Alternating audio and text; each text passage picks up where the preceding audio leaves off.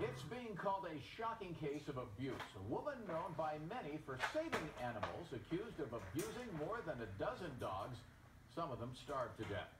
Now, tonight, for the first time, NBC4's Hetty Chang has new details on the case and the evidence against her. I want to warn you, though, that some of the images are disturbing. Whether it's a bark, a wagging tail, or a look in their eyes, dogs find a way to communicate with us.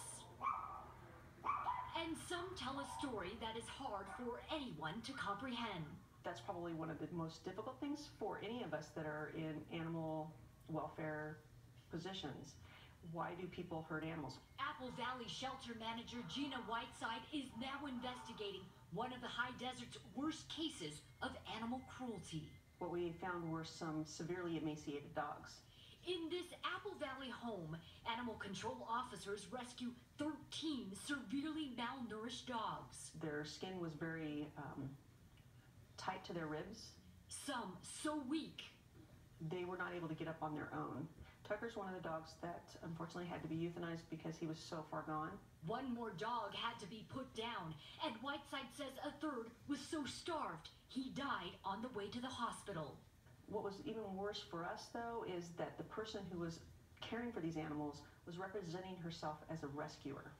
The dogs were found with Sherry K. Buell, who now faces 15 counts of felony animal abuse.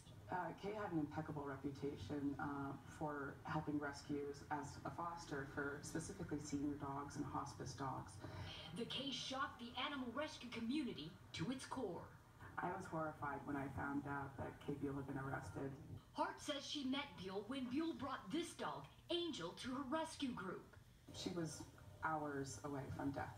But she says something raised a red flag. I've been told that she was found stumbling down the side of the road.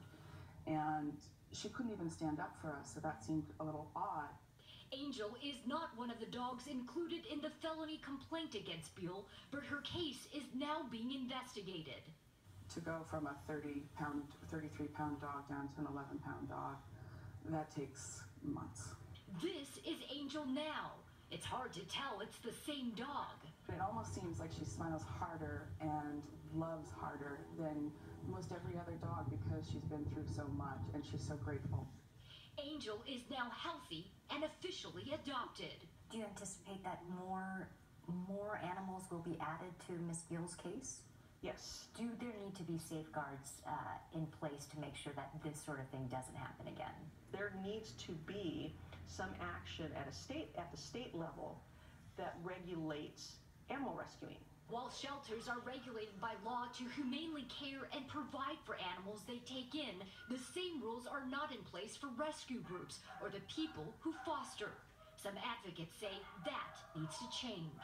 First would be an animal abuse registry that shelters and rescues and even the general public could look up to make sure that the person is legitimate.